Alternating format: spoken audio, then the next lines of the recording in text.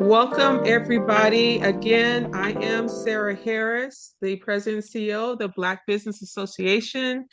We are here for our final session out of four that we've had here, and it's been so great. This has just been an amazing time with everybody, and we certainly hope that it has been rewarding and fruitful for you in growing and scaling your business. I'm not going to spend more time here. I want us to go ahead and dive on in. But always, please, if you haven't joined with the BBA and would like to, feel free to reach out to me or also check us out at bbala.org. And you could, the membership information is under Get Involved. So without further ado, I'll hand it over to our wonderful host and facilitator, Miss Patricia Click. Thank you, Sarah, very much. Hello, everyone. It's good to see you again this week. I'm excited, and as Sarah said, it's bittersweet. So I look forward to meeting with everyone every week and talking about your growth and how you're doing. How was your business plan? How was your certification? How's the capability statement coming along? And now today we're going to talk about the procurement piece. But before we get into that, I have a safety message for you. And again, on each of the presentations, we talked about, knowing your exit routes, having 911 speed dial, having an emergency kit ready, and having a plan for your family. But this morning I was in another meeting, and the safety moment they gave was about road rage. It's an increase of road rage out there on the highways that we're traveling. So we just say, try to stay calm. Try to stay calm. Do not let anyone intimidate you. Try to avoid situations when you can, and keep your distance from other vehicles. That kind of help probably reduce some of the road rage that's happening out there. So today, I am very happy. You know who I am. We have another person here. Her name is Kathy McClure, and I'm going to let her introduce herself. And I'm going to be hitting the slides, going page to page as she presents, but she's going to take the show from here until we get to the end. Kathy? Yes, thank you, Ms. Pat. Well, good afternoon, everyone. My name is Kathy McClure, and I'm going to be your facilitator for the next hour and a half. Our title is entitled Writing the Right Proposal. So I'm going to take you down, a lane of all things procurement. And I believe before when the meeting invite was sent out, I think that there was a document that you all received, and it's just kind of like a glossary, so to speak, of all things procurement terms and definitions, so that you can kind of stay up to speed on the discussion today. To give you a little bit of background on me, I've been doing procurement for 20 years. I started out in the education sector. I worked for Los Angeles Unified School District, where I worked in the RFP unit, and I did very large service-related types of RFPs, legal services, auditing services, after-school services. So I have a really solid foundation in the service area. After I left LA Unified, I went to Southern California Edison, where I was a contracts manager. And there I bought everything from facilities type services, so HVAC, to professional services, to the fleet. Edison has a very large fleet, 4,500 vehicles. There I purchased helicopters, fuel, jet fuel, you name it, I bought it. After I left from Edison, I went to Omnitrans, which is very similar to MTA Metro in Los Angeles. It's a transit organization. And I was there responsible for capital projects, meaning everything construction, curb and gutter work, pavement, CNG stations. After I left from Omnitrans, I went to the San Gabriel Valley Council of Governments, where I was the contracts manager, and I did construction there as well, but grade separation, so I could have railroad experience with Union Pacific, also, pavement and, all things construction. And currently today, I'm in the gaming industry. I work for San Manuel Band of Mission Indians. I am the director of contracts and procurement, and there I am responsible to process all contractual documents for the tribe and all of its affiliated entities. And if you guys are familiar with San Manuel, then it's really Yamava is the name of the casino.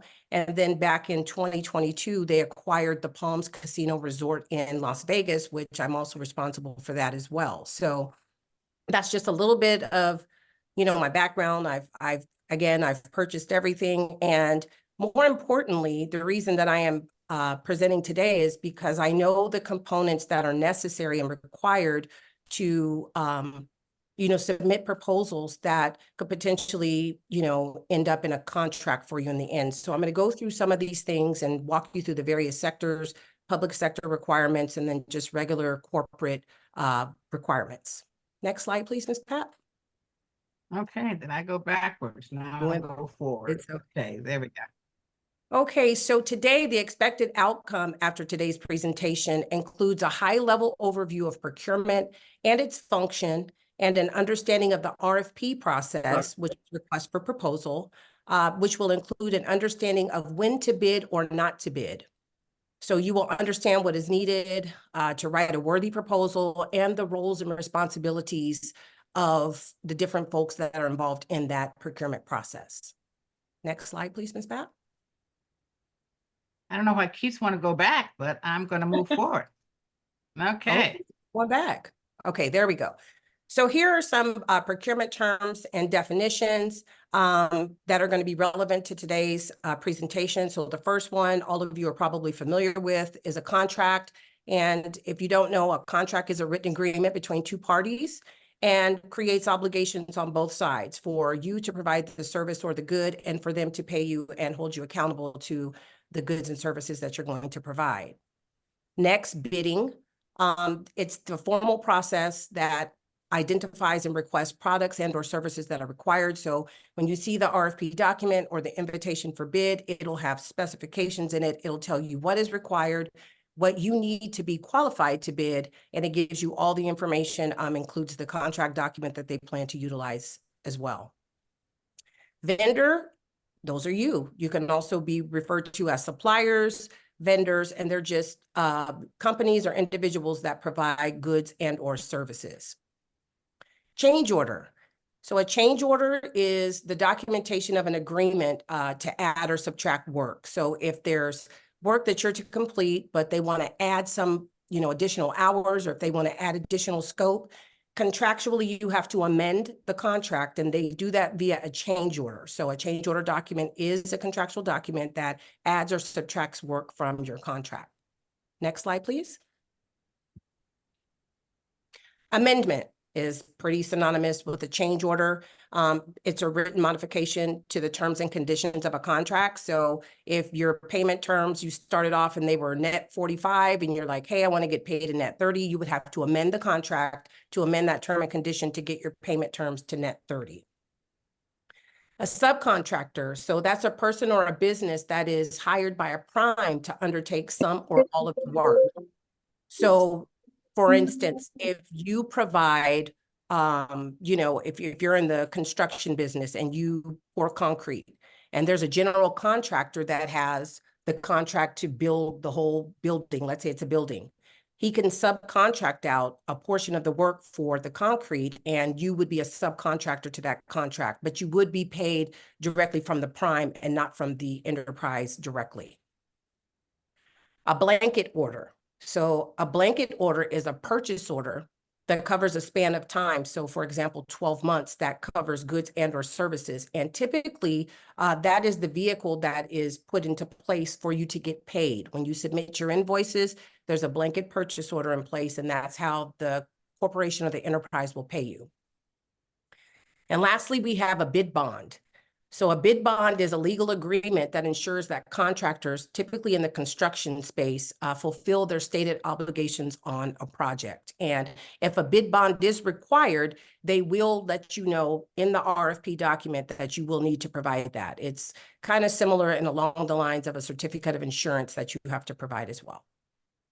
And again, that document that you got with the meeting invite breaks down further definitions and terms that you can look at upon your leisure. And if you did look at it and have questions, then we can address those at the end of the presentation. Next slide, please. Okay, so today we're going to talk about right now, what is procurement? Okay, we'll talk about the roles of procurement within the enterprise or the corporation, roles and responsibilities of the procurement staff, and then the role of procurement agents throughout the RFP process. But what is procurement? And in a nutshell, procurement is the process of obtaining and purchasing goods or services for business purposes. The roles within the enterprise, they oversee the RFP process, they negotiate costs and issue contracts. That is the role of the enterprise. And then the role of the procurement agent is to help companies get the best deal for the goods and services through an RFP process. And they pretty much act as a liaison between the company and the supplier. So their role really is to go out and buy these goods and or services for the enterprise at a fair and reasonable price with the least amount of risk to the enterprise. But folks that are in those positions are fair and they're not one-sided, but their loyalty is to the enterprise. Okay, next slide, please, Ms. Pat. Supplier diversity, representatives and roles. So the primary function of a supplier diversity department, and you all probably are very familiar with these individuals, but they are, I could say ambassadors to corporations, and they promote the utilization of small businesses, diverse businesses, women-owned, service-disabled veterans, you name it. They petition on their behalfs because they are underrepresented in a lot of corporate spaces. And they partner with the stakeholders within the enterprise, partners and decision makers to effectively identify opportunities. And then they help to create a more inclusivity in procurement by ensuring that the supplier base is diverse and reflect the socioeconomic backgrounds of the customers that they serve. And then we could talk about General Order 156. So the California Public Utilities Commission has implemented General Order or GO 156, and it's a ruling that requires utility entities to procure at least 21.5% of their contracts with majority-owned DBE enterprises. So when Ms. Pat was talking earlier about the bittersweet moments, and she's been with you all, along this journey and helping you getting capability statements, helping you, apply for your DBE designations. It's really important and very beneficial to you that you come in not only as a small business, but you have a diverse business enterprise designation and can be more, desired by prime, primes like major corporations that hold a contract, but they're more inclined to subcontract out to you because of the designation and because of the DBE requirements that are imposed upon the corporations that are procuring the goods and services. Next slide, please, Ms. Pat. Okay, so today we're going to talk about the 5 stages of procurement, right? So first is draft your business needs. So that's the development of the statement of work, which happens within the corporation or the enterprise, and other requirements that are included in the RFP document. So what you may see is a scope of work, you may see evaluation criterion. There will also be information in there on what you need to submit with your proposal. They may ask you to, submit a work plan. They may ask you to submit, resumes of your staff to prove that the folks that are going to be doing the work are qualified, have the necessary designations to carry out the work that is asked for. Next is issue the tender. And you're probably like, what is that? So it's just a fancy way of saying that they issue the RFP or the IFB document, meaning internally they draft the RFP document and then the procurement agent or the procurement official will release it and they'll post it and you'll get a copy of that RFP. After that RFP is issued, there's going to be an evaluation process. So they're going to evaluate and select suppliers. So during that evaluation phase, they typically, gather a committee, which is established internally, and they'll evaluate the proposals based on the requirements that are set forth in the solicitation documents, so in the RFP. And then the final stage would be to issue the contract. After the contract is issued, there is a management of that contract and the deliverables. So managing the contract ensures that all contract deliverables are received throughout the period of performance of the service. And in many instances, deliverables are also tied to payment to ensure that deliverables are on time.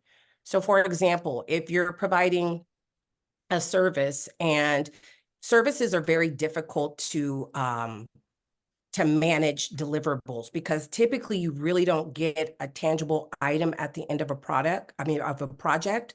So what some of the deliverables may be is a report, excuse me, a status report that'll show, okay, this is the status that we've made on this work to date. If it's goods, it would be the deliverables of a product that you're shipping to them. And when they receive the goods, then they will release the payment. And it's very important that you not only manage the contract, but ensure the partnership with your contact or the project manager at the corporation or enterprise that you're working with, that you have that good working relationship together so that, you don't have issues. And, if something is late, just communicate with the project manager to get extensions depending on the situation. And then last, we have assess and refine the procurement process. So after the conclusion of the contract, the procurement department will assess the areas that need to be improved in the process for the next RFP. So there may be some, work that they omitted that they have to issue change orders or amendments to. And so they'll go back and take a look at that and refine that process for the next time. And it may also include drafting a lessons learned and using that data to refine the process. So, examples may include a tighter scope of work requirement and better defined deliverables. And you would play a part in that role as well, depending on the request that you asked for change orders. If there was certain things that were omitted from the scope that you identify that you need to include in order to make the work successful and get the products delivered on time. Next slide, please. So can we pause just for a second? That's a lot of information, a lot of valuable information. I just wanted to ask at this point, if anyone had any questions of, is everyone understanding? It's a lot of information in a short period of time. See if we have any questions at this point. You can come off of mute if you do. Okay, next slide. Okay, maybe I can ask this question for myself. How many of you that are on the line have gone through an RFP process or submitted some type of proposal for any work, goods or services or any, that you provide? Jessica? Nobody? So we see Jessica. Hi, Kitty. Jessica Stanton This here. is William. I have a question. How Sure. do I know what type of product can we offer for this type of procurement? What product can we offer to? Okay. Well, it's a variety of products. I mean, businesses buy goods and services all the time. And the reason is because they don't hire the staff to provide that work when they can contract out for it. So, for example, I work at San Manuel, and we have a food and beverage department. So we've got tons of suppliers that provide food, they provide beverages, they provide containers, they provide linens, they provide all types of things. So, William, may I ask the question, what type of service or good do you provide?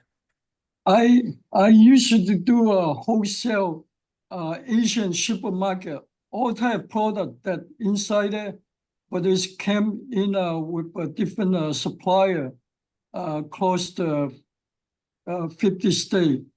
They wholesaling, but they get it from different people. Okay, what particular type of product? Was it food? Was it?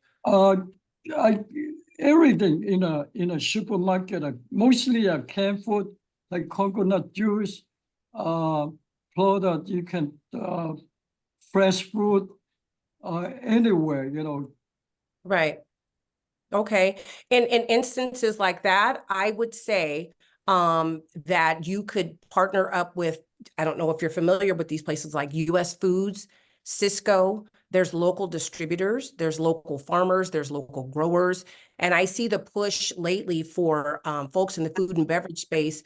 A lot of restaurants like to buy local and buy fresh. So that could be an area of opportunity.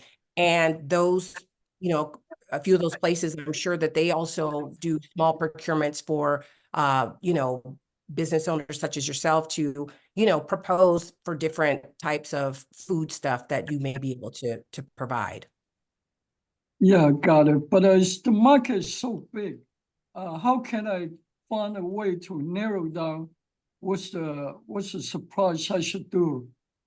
Right. I would recommend to you doing one of two things. One, I would try to get in touch with like the corporate offices, because supermarkets, you're right, there's thousands of them and they could span across the country, but I'm sure that they have local opportunities based on, you know, socioeconomic and populations. So that might be one way. And the second way is you could go to grocery stores direct. If there's a specific grocery store that you would like to target, you could just ask to speak with the manager and say, hey, I have products. I'd like to, you know, potentially provide those products to your store. Who could I get in touch with? So it's going to require some footwork on your part, but just having those conversations, you know, and sometimes they turn into rabbit holes, and you'll go down the rabbit hole and find lots of opportunities that you didn't even know were there. But, you know, those are just some places to start. Yeah, but how can I get started when you say talking to the So, manager? William? Yes, So, I'm William? sorry. Yes, No, that's okay. That's okay. Let's go through, you know, continue back into the presentation, and then we can, Yeah. at the end, you know, we can Okay. utilize the time to answer your questions. And if not, then we'll do it. We'll have a sidebar conversation with you. Thank you so That'll work. much. Thank you for the question. I have ideas for you. I have ideas for you, but I'll share those later. Okay. Okay, okay. All right. Now, Jessica raised her hand when you asked a question, Kathy. I don't know Okay. if anyone else raised their hand, but Jessica did. Jessica, Okay. did you Hi, want to Jessica. share? Oh, I think I just was responding to Ms. McClure's question of if you've ever responded to an RFP. It's something I do regularly. I have been doing nice. that. Nice. Yeah. Nice. Have you been successful? Actually, yes. I work with government agencies. It's about 70% of my business. So yeah, Nice. and I was trained, I worked with large consulting firms, architects and engineers. And that's where I learned about RFPs. So then when I opened my own business, I had already done marketing and business development for them. So I was very familiar with the process. But this is a wonderful refresher for me, just to make sure that I'm covering all the bases. Absolutely. That's great. Okay. Okay, so moving along, this slide, we're going to talk about the types of procurement, and I will go into detail about what each of these are. So direct procurement is the purchasing of goods or materials or services directly related to the business. So, you know, for example, Edison, you buy transformers for an electric company, right? If you work for a transit company, they buy buses. That directly impacts the business and moves the needle, right? Then we have indirect procurement. And indirect procurement is the purchasing of goods or services or materials and supplies that are required for the day-to-day running of a company.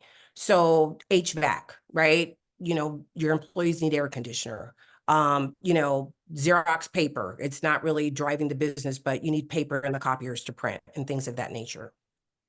Next, we have goods procurement, and goods procurement is any physical products that are needed to serve the company's needs. So if you're in a restaurant, you need to have to-go containers. So that's a physical product that needs to serve the needs for people who have to-go orders. And lastly, we have services procurement, and that's a people-based service at an enterprise level with scope and deliverables to serve the company's needs. So Jessica, that's probably along the lines that you do. So that could be staff augmentation, where you provide, you know, say you're a project management company. San Manuel uses RSM. And so we need additional project managers for specific projects that we don't have enough in-house project managers. So we will contract with them on a consulting basis to have project managers to carry out some work that our staff cannot complete. Okay, next slide, please. Okay, so on this slide, we're going to talk about solicitation types. So I'll rewind a little bit and we'll kind of open up dialogue. What is a solicitation? So a solicitation is a request from a business to suppliers, which identifies needs of some type of good and or service through a bidding process. So an RFP, an RFQ, you know, an IFB. And there are different types of requests, but the most common are RFP, which is a request for proposal, an RFQ, which is a request for quote, and an IFB, which is an invitation for bid. And we are going to focus on those three today. Next slide, please. Okay, an RFP. So what is an RFP? An RFP is a request from a business to suppliers, which identifies the needs of some type of good or service. And its most basic function is to solicit responses from interested and qualified, I'll say that again, and qualified parties who will submit proposals outlining their ability to perform the work that's requested. So through an evaluation process, the most qualified supplier is selected. And they'll tell you in the RFP document how they're going to select the potential supplier for the good or service. It could be on the lowest cost with the maximum evaluation technical experience, or it could be on the overall best value. And to make it a little more palatable or easier to understand, I would liken an RFP process to like you apply for a job. So if there's a company that posts a position, say they need a procurement manager, they're going to post a position and there's going to be a job description. So that job description could translate into the RFP document. Your resume that you submit online or to the company that you're interested in the procurement manager position, that resume is like your proposal, right? So it's going to demonstrate how you're going to do the work, how you're qualified to do the work, your experience that you've had doing the work, and it'll show whether or not you get an interview. Should you move on to the interview phase, they'll interview you, they'll ask you about your background, you'll give them information, you'll meet face to face, and that's the evaluation process in the RFP process. And then lastly, you talk about the money. You negotiate salary, you'll look at rates, and similarly in your proposal, you'll have rates. They'll negotiate the rates or they'll accept the rates. So it's a similar process. It's just a job interview posting. I like to look at it that way for businesses, and it's just a little easier to understand that way. Next slide, please. Okay, request for quotes. So typically, quotes are typically used to purchase commodities. So you get quotes. So you may hear the phrase 3 bids and a buy. Most organizations will say, at a minimum, in order for you to buy this commodity, you need to get quotes from 3 capable companies. And the lowest quote typically is the successful vendor or supplier for that RFQ. This type of solicitation also focuses primarily on pricing and payment terms. So they want the lowest cost and they want to be able to do net 45 or net 30. And it standardizes vendor pricing and allows the company to compare their options objectively. So if you all are going to be providing the same commodity, then they can look at it and evaluate it. Well, company A, B, and C, they all can provide it. These are the pricing, and this is the lowest cost. And so they'll go with that. It's normally used also for like specific products, or services are required, and it's used when bulk product quantities are needed, and it does not have a specific scope requirement. It's just typically deliverables. You need 500 reams of paper. This is your cost, and then you deliver it. Okay. Next slide, please. And the last one we're going to focus on is the IFB, and an IFB is an invitation for bid.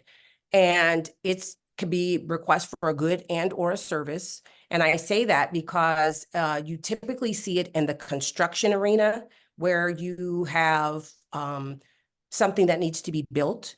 So there's materials that are involved, but then there's also labor that's involved because you have, foremen, you have electricians, or you have, construction managers that'll oversee the project. And it invites contractors or suppliers to submit a proposal for a specific project or purchase. It's most, like I said, most usually used for the purchase of commodities or construction. And in this process, the bids are not disclosed until the deadline, and they are typically opened in a public setting. So when I was at Omnitrans, we did lots of general contracting, construction type of work, and I issued them on IFBs, and everyone would gather in a room. I would open each of the envelopes, and I would read off the pricing of all, and the lowest bid would be awarded the job. And what happens is we take that bid back to the office and just make sure that it's the lowest responsive and responsible bidder. So we go back and make sure that all the documents are included, all of the required forms that are in there are good, and then we publicly and officially will send out notification about that award. Okay, next slide, please. Okay, so bid or no bid. So this section is going to help you decide if the opportunity is worth your time, your effort, and money and resources to bid on a particular job. So just because you're qualified, it doesn't really mean that you should bid on the job or not. And we're going to talk about that a little bit further. Next slide, please. So there are 5 R's in procurement. So I want to start off by saying all money isn't good money. So the 5 R's in procurement will assist you in determining whether or not an RFP or a bid is worth your while or your time. So the first one we have in the diagram there is the right quality. And so the question you need to ask yourself is, can you perform the work with the quality that is required and expected? And I guess I could probably elaborate on that a little bit and say, do you have the right amount of people to help you carry out that work? And would something be sacrificed or, if you took that job? So you need to make sure that the quality, the right quantity. So do you have the bandwidth, people and resources, or access to the product required within the specified time requirements? The right place. So we could look at it, are you in close proximity to the work site if you're needed to be on property? Or would this cause a hardship for you or your staff? If it will, I wouldn't bid on the work. Right time. So will the work overlap with existing contracts that you're obligated to? So don't take on more if you don't have the resources and the bandwidth or the capacity to take on additional work. And lastly, is it the right price? So do you have the right price point? Will it cost you too much money to bid, or can you be competitive? And a lot of times what I find with smaller businesses, the rates tend to be a little bit higher because with large corporations, they have the bandwidth, they can provide the overhead, and they have a staff of folks on payroll that they pay to perform these types of jobs or services. And when we're small businesses, sometimes we have to go out and outsource some of the work. And depending on who we outsource to, their rates may be a little bit higher. Okay, next slide, please. So this slide here really pertains to government contracting. And there are some things that I think that folks don't really know that may be some valuable information today. So the FOIA is the Freedom of Information Act. And there are some tools that you can utilize that will help you prepare for an RFP solicitation, but prior to developing or drafting your proposal. So the Freedom of Information Act, if you go to a government or a public sector type of entity that you want to do business with, you want to, submit a proposal for an RFP. If through the Freedom of Information Act, if you request the information to get another supplier's technical or price proposal, the Freedom of Information Act request must be made. However, the confidential or proprietary information is not disclosed. So you can get a copy of the proposal, you can get a copy of the contract. Lots of times you can go onto the entity's website and search for board agendas, and you could get a whole complete packet of the board agendas to include contracts. So that's a way that you can see, okay, this is the contract that my competitor, has issued, and I can take a look at it. I can see what the scope is. I can see what their price point was. I can see what the deliverables were, so that you can tailor your proposal, in a fashion that is similar to theirs, and just, you would know the things to focus on. And how do you find out who got the bid, right? So a lot of times, I've heard, but, different suppliers or vendors will say, hey, I bid on this opportunity and I never found out who got the bid. I will say that companies will usually send a notification to all the suppliers advising on who won the proposal. Public sector entities, however, are required to disclose this information. They cannot withhold it. Okay. Next slide, please. I have a question. Yes, ma'am. So I have a client right now that I'm working with that's bidding on a job for, I think it's LACC. And so what he said was, when he met with the project manager says, well, we're not going to go for the lowest bid, because the last time we went for the lowest bid, that's why we're doing it over again, because they did not do a good job. So Mhm. we want you to bid on the job. He wants to know what that lowest bid was, and it's LACC. LA So, Community College District? mhm, mhm. Okay, all right. That would be public, right? Yes, it is. Yes, it is. And they would be required to provide that information. So all And he that has to do is ask for it. Yes, yes. There may be a form. Now, there may be a form and there could be a cost because, you know, governmental agencies are kind of antiquated and they're like a very manual process. Some of them are moving into the new millennium and they're doing a lot of stuff online, but typically they'll print out the pages of the contract and they may charge you like 10 cents a page. But yes, they would be required to provide that information. Okay. And that might be a good way to look and see what not to do, right? In that instance, what not to do. Okay, thank you. You're welcome. Kathy, if I may too, in certain agencies also have different policies in the way that they do things. For instance, LA County, they have it where you can, if you're a small business, competing against larger firms that are putting in their bid, they will do a 15%, meaning say if you bid 100 grand and they come in at 85,000, it's basically equivalent to what Mhm. their bid is. So depending on where you are, it's also important to learn about these kinds of and the name is escaping my memory in terms of what they call that, but Mhm. you want to be able to also know what kind of additional considerations do they give to small businesses in that bidding process to give you a extra leg up. But LA County definitely has that in place. And that's a good point. And I wasn't even aware of that. So look, we learn stuff every day. What I would encourage is the relationship that you have with the procurement department and you know, with your procurement agent throughout your, you know, your RFP process. And they should be able to bring these things to your attention and let you know they're a wealth of knowledge. That's why it's key to have these relationships. It's key to go and reach out to folks and say, hey, I have this good or service. Like, how can I get a, you know, a part of the pie, for the lack of better words, right? And I like that because it's leveraging or it's leveling the playing field. And Ms. Pat, going back to your comment about the gentleman at LACC, that is an example of, we're not looking at low bid, but we're going to look at this. What is the overall best value? And best value doesn't always mean cheapest. It means what is the best value for our enterprise and what does that look like? So I'm willing to pay more to get a better quality good or service. So that's a primary example of a best value scenario. Okay. Thank you. All right. Next slide, please.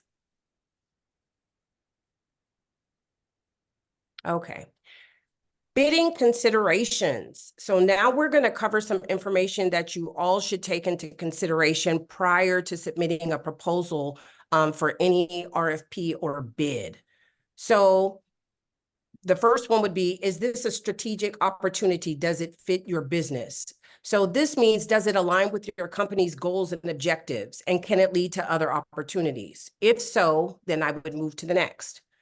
Is this opportunity consistent with your business strategic plan? So that's pretty self-explanatory. So is it consistent with your business plan? Can you, you know, provide your good or service and it's in alignment with what your offering is? Is it a market or a customer that you want?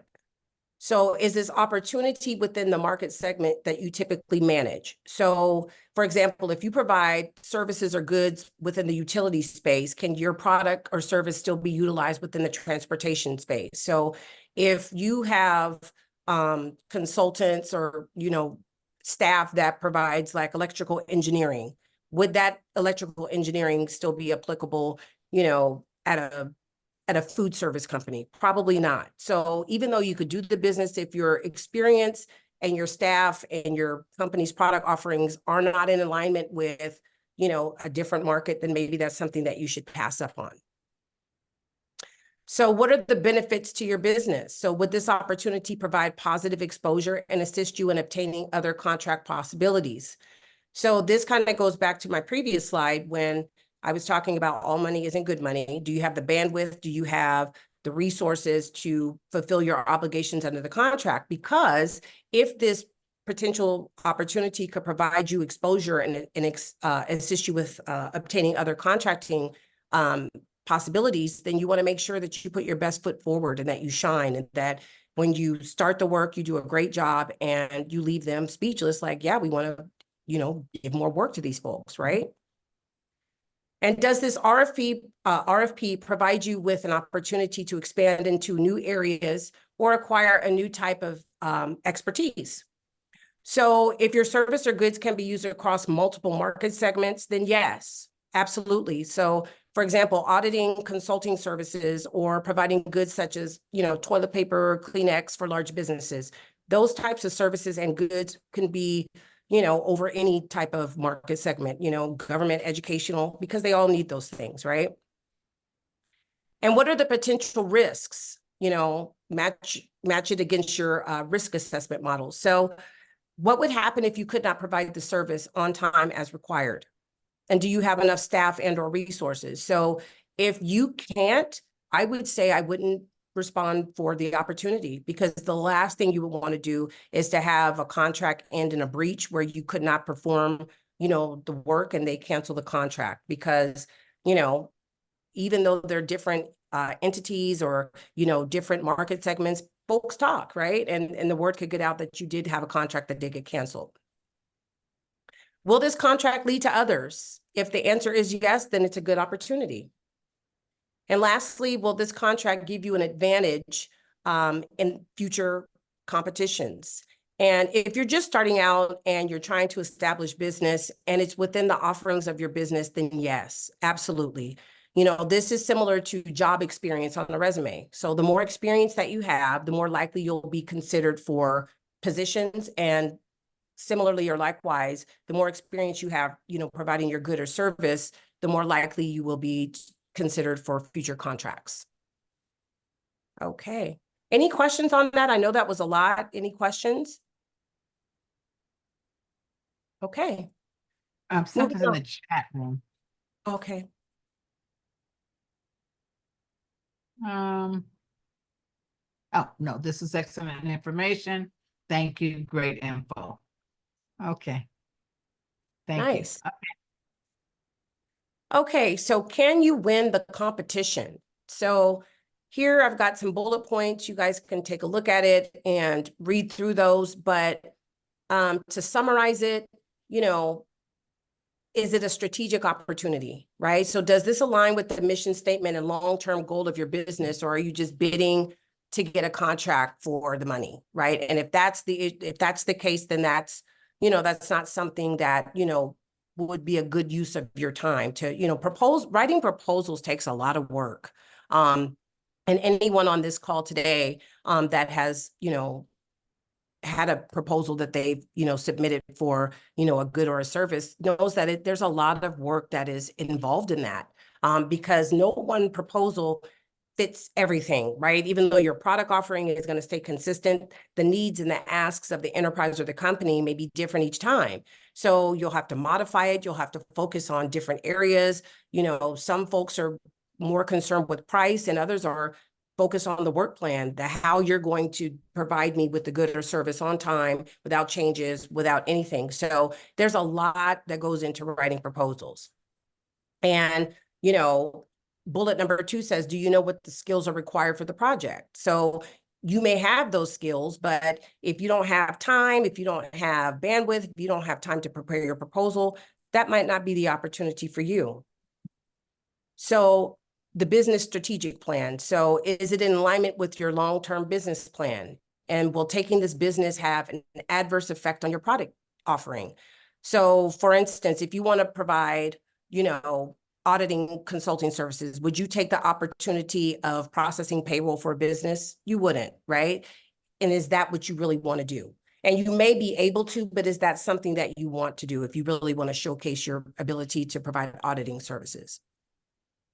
Like, is it a desired market? So if your ideal consulting work is in the finance industry, you know, would you take a contract in the transit market? If the goal is to diversify your service offering, then that could be a yes, right? But you need to know what you're signing up for before you actually, you know, determine whether or not you're going to try and win that competition or that contract. And what benefits is this to your business? So if the goal is to gain a foot in the door and add experience to your company, then it may be worth it. It may be worth, you know, drafting the proposal, hiring someone to write the proposal, putting a package together and submitting a proposal for that work. And does the RFP provide expansion opportunity? So, you know, will the opportunity allow you to push past your current area of expertise and allow you to expand into other markets? And if your goal is to be well-rounded in all areas, you may want to consider this. So, you know, education, utility, transit, local government, and gaming, right? So I have experience in all of those areas, right? They're different market segments, but my experience in the procurement field, you know, allowed me to transcend across all of those disciplines. And each of those market segments right there are different from each other. They have different offerings, they're educational institutions, you know, gambling, but my procurement process doesn't change, but there's nuances and I can adjust to that. And I was able to adjust to that and transcend. So if it's allowing you a similar opportunity to make your business more well-rounded, then it may be worth you, you know, bidding. But what are the risks? So what are the downfalls if you can't provide the work as identified? You breach a contract or, you know, several change orders because you didn't adequately, you know, draft your proposal in accordance to what was required, which could lead to bad reputation. So that's something that you need to consider. And on the upside, will this lead to other contracts? So if you perform well under the contract, are you able to accept additional work? And would you have the resources and the time? If the answers to those are yes, then yes, it definitely would be something where, you know, is worth your while to, you know, submit a proposal so that you can win the contract. And I see something in the chat room. And Ms. Pat, do you want to Commenting about the earthquake that just happened. Knew I was a felt it. earthquake? Yes, I felt it. Yeah. Well, I didn't feel anything. Thank goodness. Good Yeah. thing. Hey, be safe, y'all. Be safe. Okay. Any questions on this section before we move forward? Okay. Next slide, please. Onward and upward.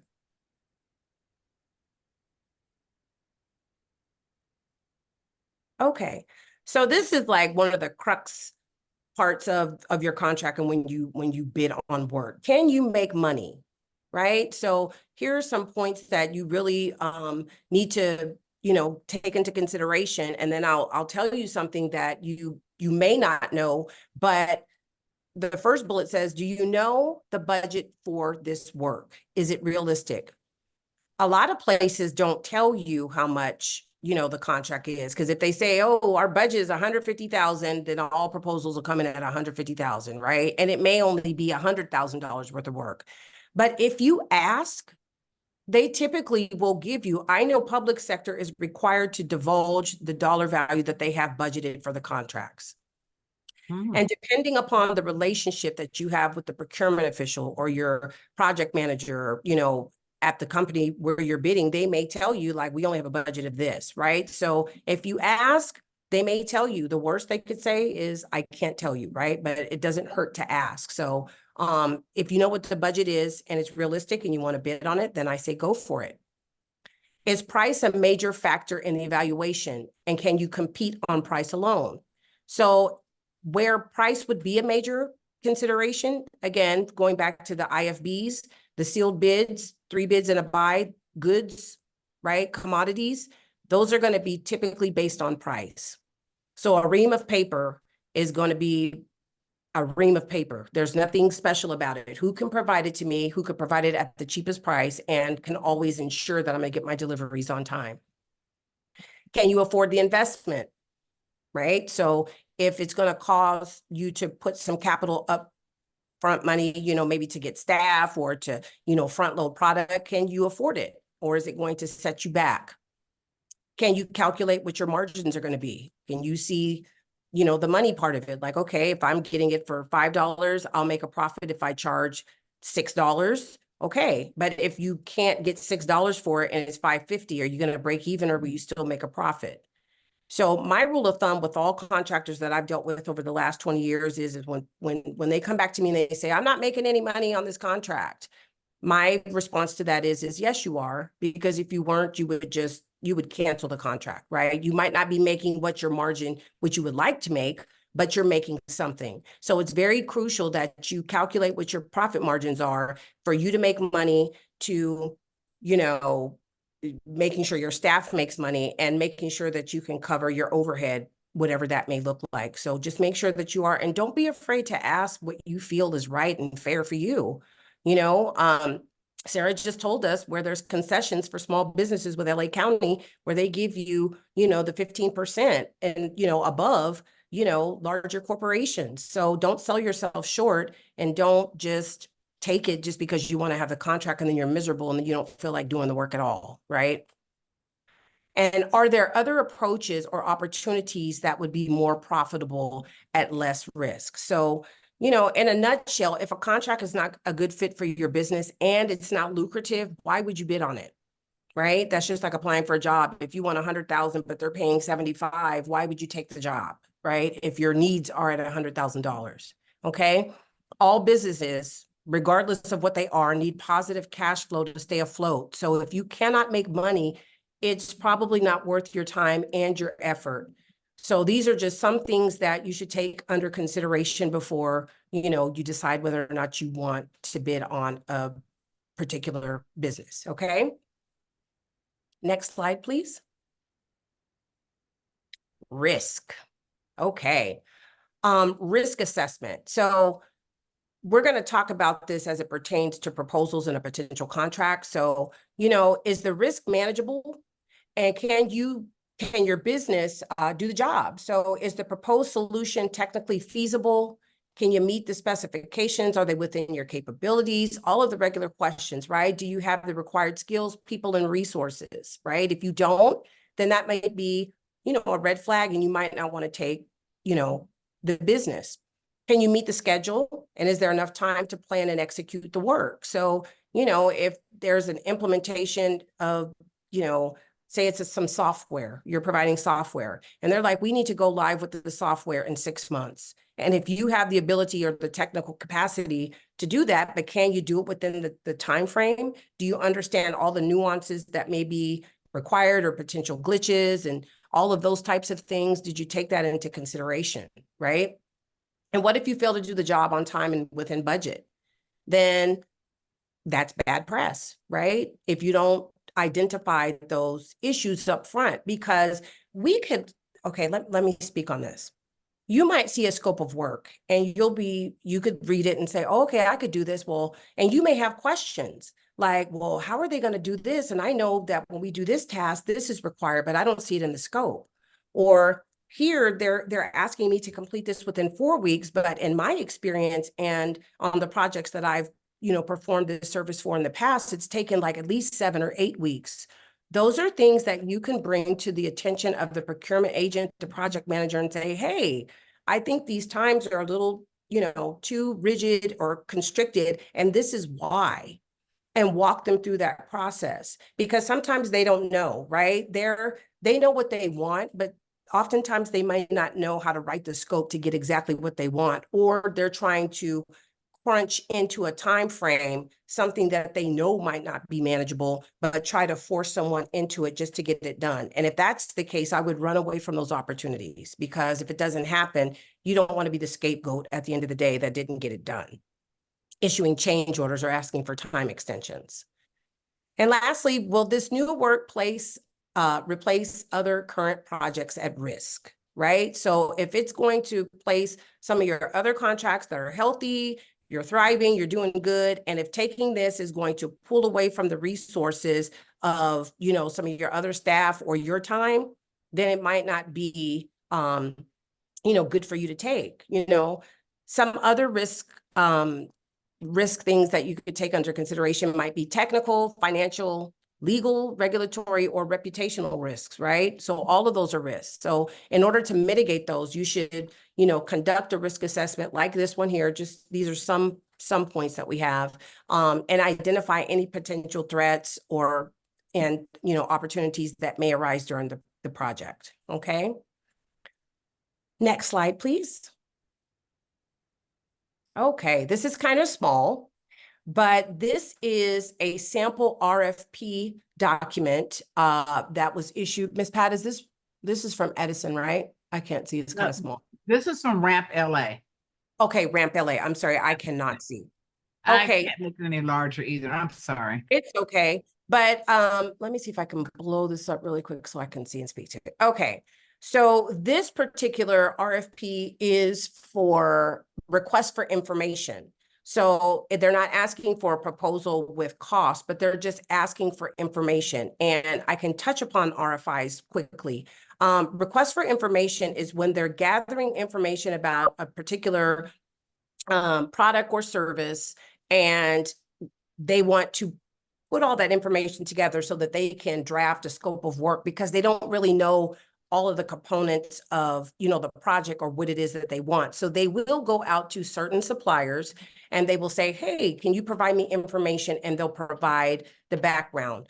On this particular project, under the posting summary, so it gives you a summary of what's being asked and what you need to provide. So it looks like the South Coast British Columbia Transportation Authority is responsible for planning, financing, and operating the public transportation system throughout Metro Vancouver.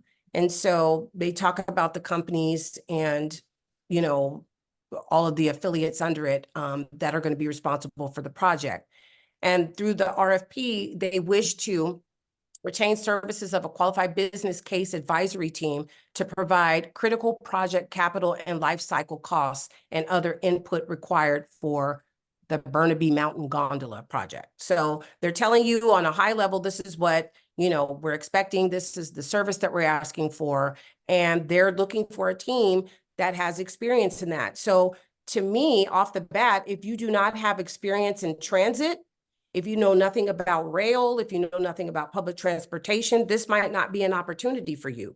However, if you do have, experience in that and can calculate costs and to operate, the train or the bus and what is all, included in that, then this may be something that you are qualified to provide a proposal for. But if the crux of your service offering is like auditing services, or, we have architects or architectural engineering, this definitely would not be an opportunity for you. Okay, next slide, please.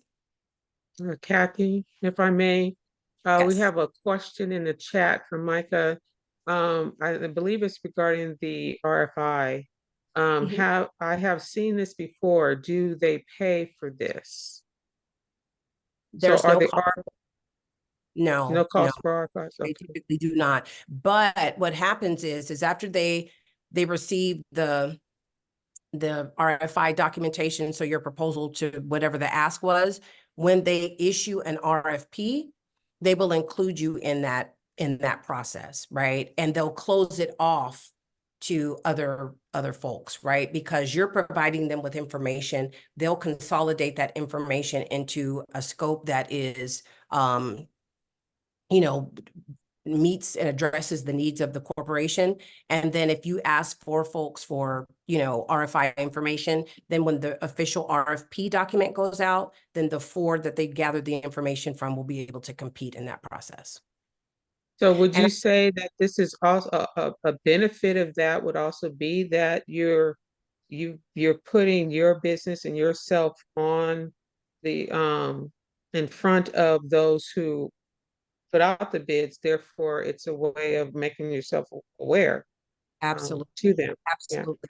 100% yes. Yes. Because even if the information that you provide, let's say that they don't need that particular service or the information that you give them about whatever it is they're asking about. It might not be ready for that opportunity, but there may be another opportunity that arises that will need that type of service too. So I wouldn't discount it at all. I would provide the proposal, absolutely. And I'm going to give you another nugget that just, sparked, I just thought about it. There are RFPs that are written by outside consultants, meaning like an architectural firm can write, if they need to build a substation, an A&E firm may write the RFP for that. Like, okay, we need transformers. So I'm going to write an RFP for a transformer and talk about, the dimensions, what it needs to have, how it needs to perform, the warranties and all of that. When businesses have outside firms write RFPs or scopes of work for them, they are precluded from participating in the selection or the RFP process. They are not allowed to participate. And I just want you all to know that. So if you're ever in a situation where you're submitting a proposal for some work and you found out that the firm that wrote the proposal, if that's the case, has also submitted a proposal for the work, you can protest that. Because it's a conflict of interest and they have a very unfair advantage because they know all aspects of the work. So that's a no-no, okay? Okay, this particular section, we're going to talk about, what a proposal is and what it should include. We'll also provide a sample proposal in this section that will, one, it's going to identify what to include, and two, the format, and three, ensures that you capture all criterion that's required in the RFP document. Okay, next slide, please. Proposals. So what is a proposal and why are they important? So a proposal is a document that's provided by the supplier or yourselves, and it addresses the requirements that are included in the RFP or the RFQ or the IFB. There may be three types of proposals. So the first type is an informal proposal, which is under a particular dollar threshold. So public sector, I think they have like $50,000 or more, you have to do a formal solicitation. If it's under that, you could just get a quote. You don't have to, publicly post it or, post it on the website and accept proposals for it. The second type is formal, which is over a particular dollar threshold. So if it's over $50,000, then a formal process will be issued, which has the scope of work, evaluation criteria, submittal requirements, cost sheets, all of that. It's a very formal process. And the third is unsolicited. So suppliers just provide proposals without being asked. And it happens all the time. Like, hey, this is my product offering. Like, I can provide cleaning services. This is what I offer. And they can give a capability statement. They can give, a price list of the type of work that they provide. And you can say, hey, yeah, I need it, or, oh, no, I don't need it. So, it's kind of like, I call it cold sales calling, like they just provide their information, right? But at a minimum, all proposals will have the following information: background information about your firm, a description of the good and or service that is requested, okay? On the list that we have today, for those of you who have responded to RFPs, you know that there are certification forms that are inside of the RFP document. So if there are any addenda that are issued during the RFP process, and what I mean by addenda are there's clarifications, or if there's a question and answer session, regardless of who asked the question, the procurement professional will summarize all of those questions with the responses to those questions and include it into the, and it's made a part of the RFP document. And everyone that is participating in that RFP will get a copy of that so that everyone is on the same page and everybody knows the questions that were asked and the responses. There will be a certification form in there that may say, I acknowledge, if there's 5 addenda that have been issued, you have to acknowledge that you read addendas 1 through 5 and you sign off on it. There may be a DBE form that's in there, like I certify that I am a DBE and here's my backup and I'll sign off on that form. It just depends on the agency, will depend on the types of forms that they ask you to complete and submit. Minimum business requirements in the statement of work. So you should address how you're going to be able to do the scope of work and provide that service.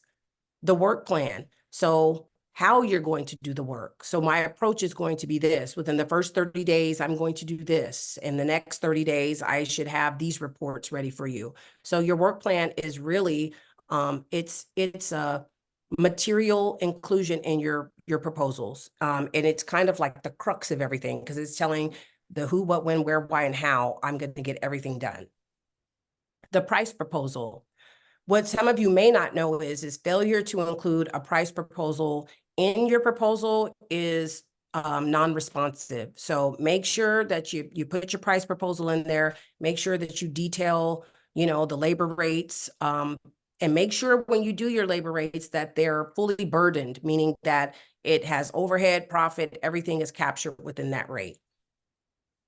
A sample certificate of insurance. So RFPs typically will ask you to provide certificates of insurance. So they'll be like general liability, and most limits are either 1 million, 2 million, or 2-4, depending on the entity and depending on the type of work that you're providing. So if there's a lot of risk that could be associated with the work you're performing, then they may ask for higher limits.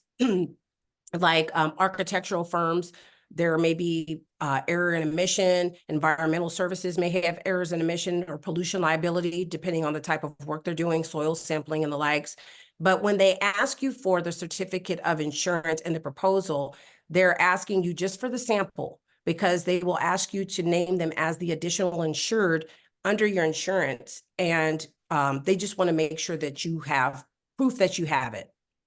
And also factor in as well, if they're asking for higher limits than you currently have, and you know that it's going to, to increase those insurance limits, make up for that in the cost of your proposal and pass that cost along to them, because you don't want to absorb, if you have to go from $1 million occurrence to $2 million, I'm not sure what the dollar value on that would be, but you should check with your insurance companies and make sure that you factor in whatever that additional amount is. Should you get that work, you pass that cost on through your proposal. And trust me when I tell you, suppliers do it all the time. They just bake it into the cost of their rates, okay? And lastly, but most importantly, make sure that you redline the terms and conditions. Now, I know it's exciting, like, oh, I want to get this contract. I'm not gonna, take any exceptions to anything. I'm just gonna sign so I can get the contract. But you need to make sure that you know what you're signing up for and what you're signing on to. So insurance is a negotiable term. So if you can argue a position where, well, hey, I'm not going to be on property, so I don't need to have auto insurance, or, I'm going to be doing all of my work remotely, then the risk is a lot less. So you may be able to ask for lower insurance limits. Also, they could have terms in a contract that says, our payment terms are net 60. That means you'll get paid 60 days after you complete the work. And for me, I mean, there's some places that are pretty good with it, but I have yet to see, consistently, I should say, a corporation or enterprise that if it's a net 30 term that you get paid in 30 days. There's always some glitches. There's human error. Somebody forgot to process an invoice. Somebody forgot to stick something in, or the invoice is incorrect, or all of those things. And 60 days is a long time to wait to get paid. So you can redline that and say, no, I don't want net 60, I want net 45, or I want net 30. Now, I also know of some payment terms for mission critical types of commodities, such as fuel. At Edison, the fuel was a mission critical application, and we had to make sure that those trucks were on the road providing services to all of its customers throughout the 50,000 square miles that it serviced. We could not be without fuel. So that was a mission critical application. And because of the dollar value of the fuel, it was so high, it's a little unfair, in my personal opinion, to ask a company to float tens of millions of dollars over a period of time, before they get paid, because Edison was not their only customer. So they asked for net 10 and they got net 10. So those are just some things that you can redline. Limitation of liability is another big one. Indemnification clauses are another one. So if you're not really savvy with the contract terms and you're not really sure what they mean or what they are, I would admonish you to, you know, reach out to an attorney to have them, you know, review those contracts. And one last thing, if you have a contract template that you want to use that's your own paper, right, with your terms, you can always offer that up too. They may not take it, but there's a chance that they could take it depending on what it is. Okay. Any questions on that section? I know that was a lot that was covered. Mika had a question. Okay. You're on mute, Mika. Hi, I do have a question. Something that you mentioned that I've been noticing, because my husband's a business development director for a small company. But anyways, here's my question. My question is, you mentioned that you can ask for a net 10. I think that's important for some small businesses, especially, right? Because they have the primes, and the primes, they have that capital, you know. So at what point do you ask for that? Do you do it when you're doing the business proposal or you're bidding? Do you understand my Yes. question? Yes, yes. So this slide here talks about, these are things that you should consider to include in your proposal, right?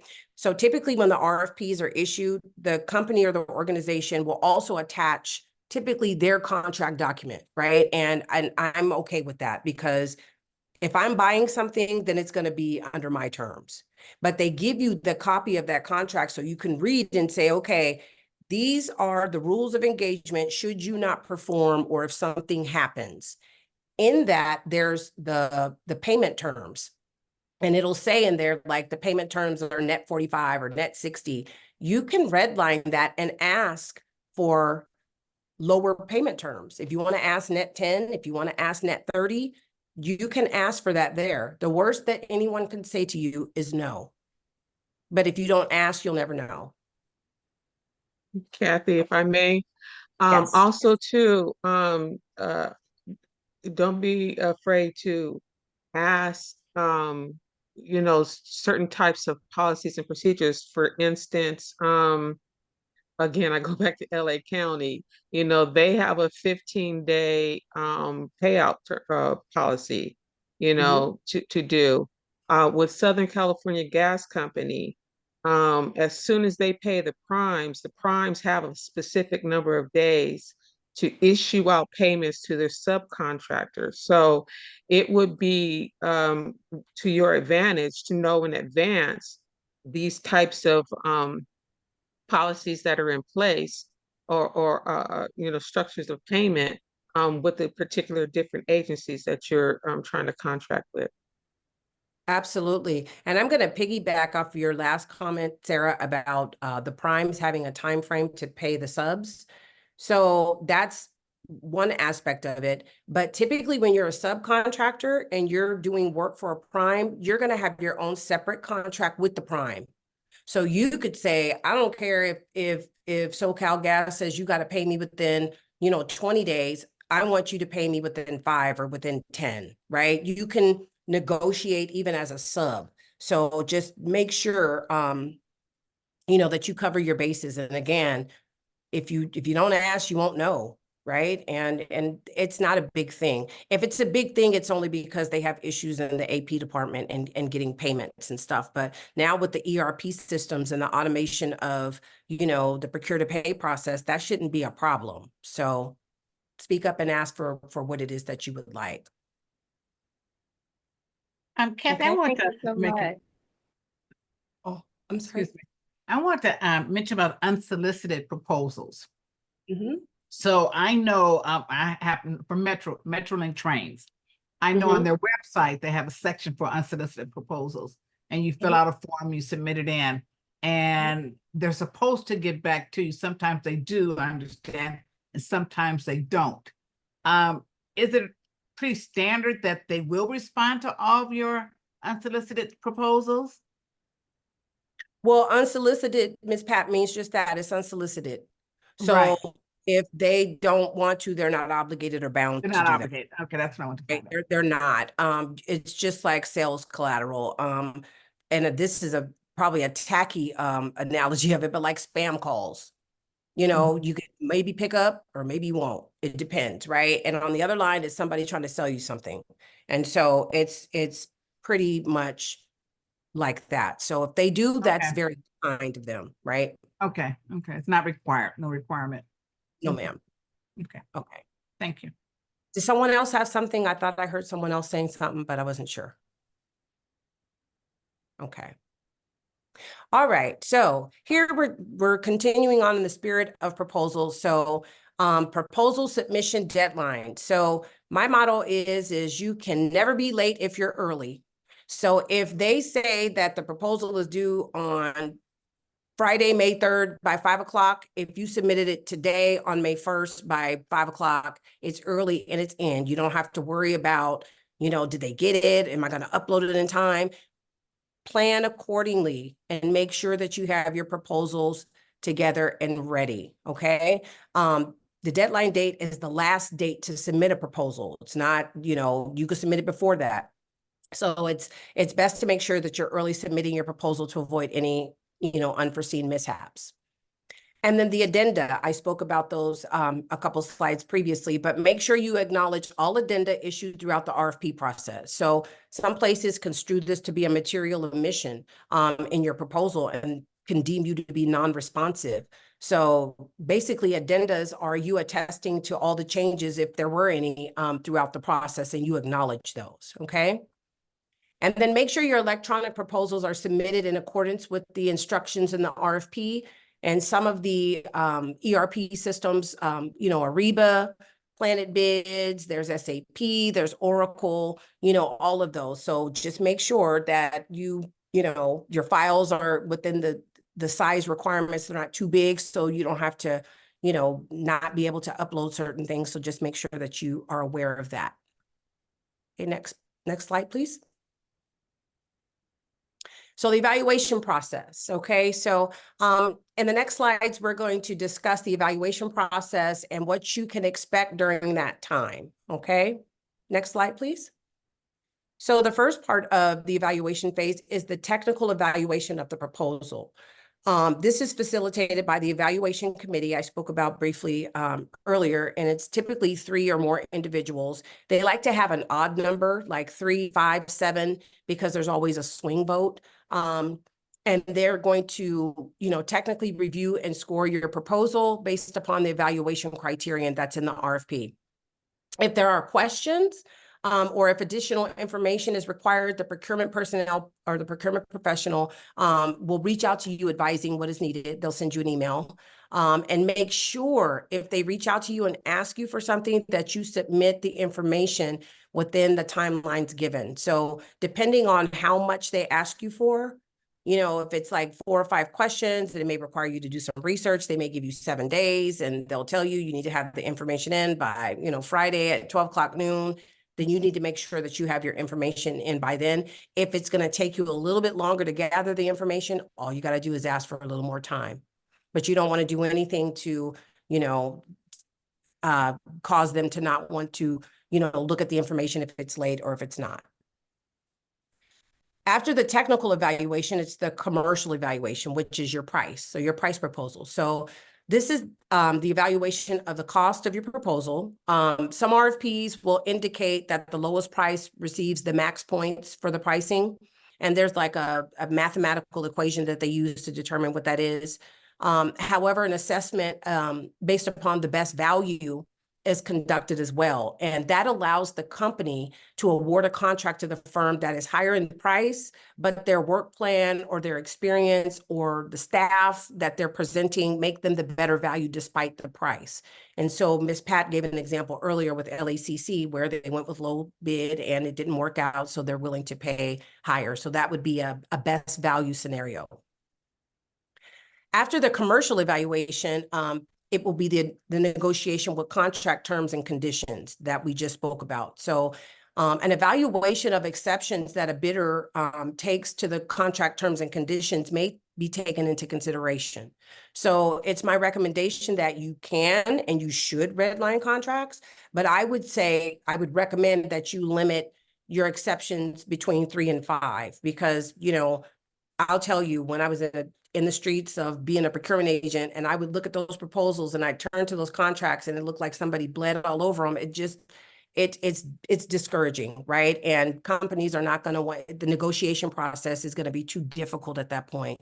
So, the more the exceptions, the more difficult it is to reach an agreement. So you could be axing yourself out. Now, the exception to the net payment terms is not a big issue, right? But other things such as limitation of liability, indemnification, those types of things could be crippling to you if you take too many exceptions. And then finally, you get to the negotiation stage. So that takes place between the supplier, yourself, and the procurement team and the business unit. And, oftentimes, legal will be included in those negotiations depending on, the red lines that were made in the contract document. Okay. And last slide, our questions and answers. So we have 7 minutes left, roughly 6-7 minutes left, so we can address some of the questions that you all may have had or are holding on to, or comments or any of that. So I'll open up the floor.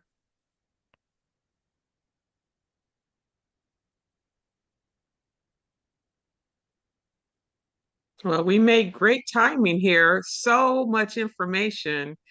The questions a lot of times, after the fact, things pop up in your head. So, okay, is it Micah or Mika? Tell me. It's Come off Mika. Mika. Okay, my bad about earlier. So Mika, Okay. tell us what your question is. Oh no, is my hand up? Yeah, it was up. Oh, Okay. that was from earlier. I'm so Okay. sorry. All right. Then Jessica, I think one popped up for you, or is that by? You know what? I think I put up applause because thank you. It was amazing. Okay. But there was one thing I was going to say, and I apologize. I started in the chat. Just when I've done proposals before, and this was 10 years ago, one of the mentors that I work with, she said that, in making the investment to do a proposal, just want to keep in mind, I mean, at the time, she evaluated it to be like a $15,000, amount of time to put into doing proposals. I don't know if that's accurate, but it just was always a number I've had in my head when I pull the trigger on a proposal or an RFP, that, there's a lot of time and investment, just as you mentioned. Yes, The there costly is. There is. I can, just because I've done it for so long, I can open proposals. If there's an RFP, I can look at a proposal and I can tell if it's worthy to move on to the next phase, or if they can actually perform the work just by the quality, the time that they take to put into it. They tab the sections. Everything is easy to find. It's very clear. It's very concise. It's not redundant. It's not sales collateral. And it really is a major undertaking to do that. And even if, like I said, if you provide the same service time and time again, those proposals change, because there's different areas to focus on. You have the skill sets, you have the capabilities, you have the staff, but their needs may be a little bit different than, company B's, needs at the time. So you have to make sure that you address those and really focus on those areas. And Jessica, I know that you said that your primary contracts are governmental contracts, and you probably have seen throughout that process, like they'll tell you the weights. Sometimes they'll do like evaluation criteria in descending order of importance. And when they do descending order of importance, you could have 5 different evaluation criterions for a work plan section, but the first one might be worth 12 points of 30, and the second one may be 8. So they'll tell you the areas to focus on.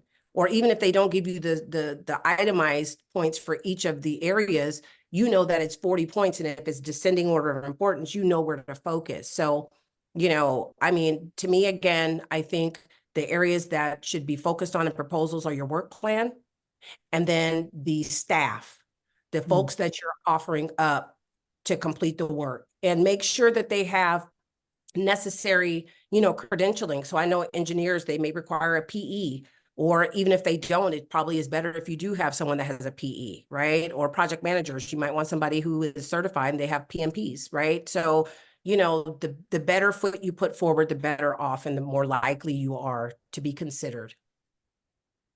Wonderful. Thank you, Kathy. Fantastic job. Thank you very much. You're welcome. All right, Pat, did you have any closing remarks? You see, we have contact information to follow up with Pat. Yeah. Um, And William has a question too right now, and then I'll. William?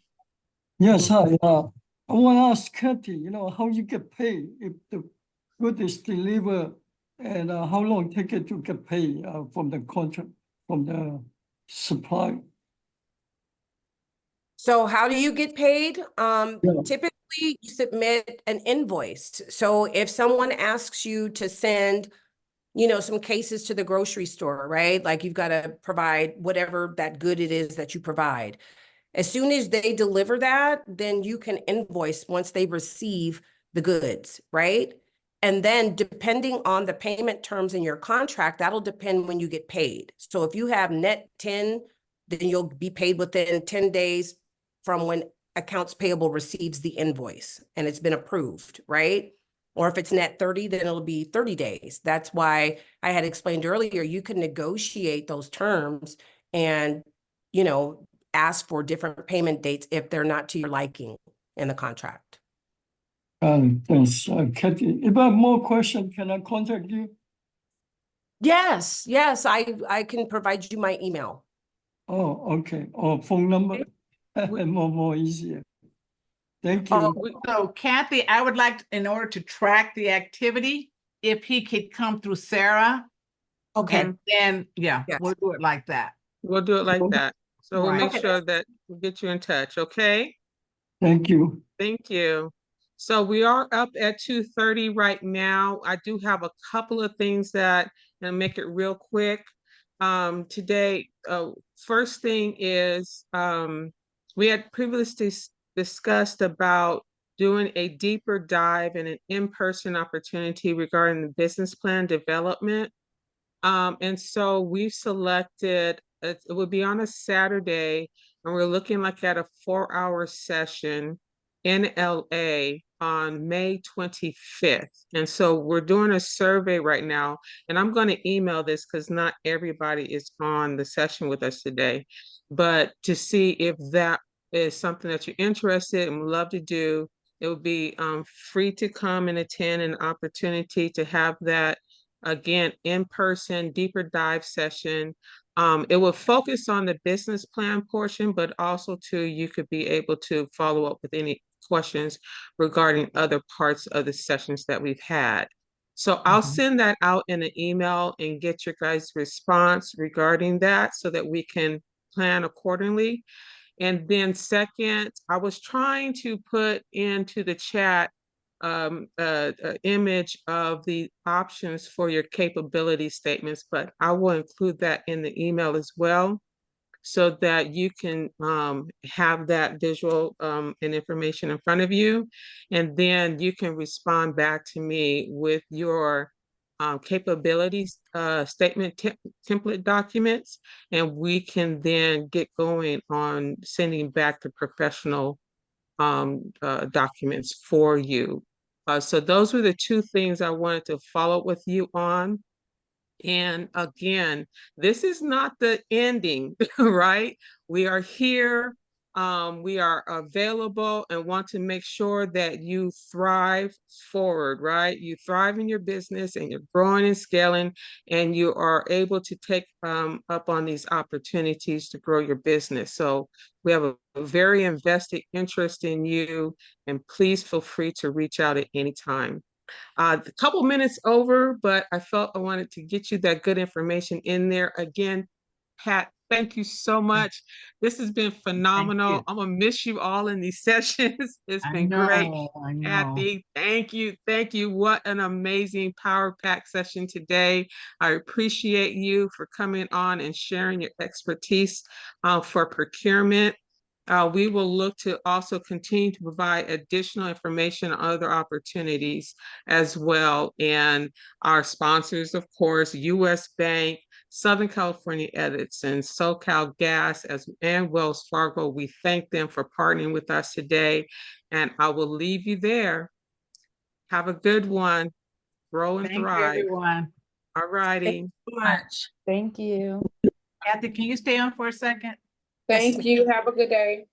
Okay, Bye-bye. bye-bye. Bye.